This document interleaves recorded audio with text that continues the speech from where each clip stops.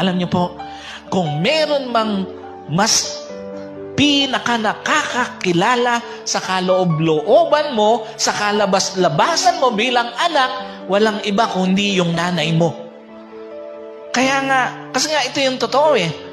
Bilang anak, tandaan nyo sa mga anak, hindi ka lang karugtong ng pusod ng nanay mo, karugtong ka din ng buhay ng nanay mo.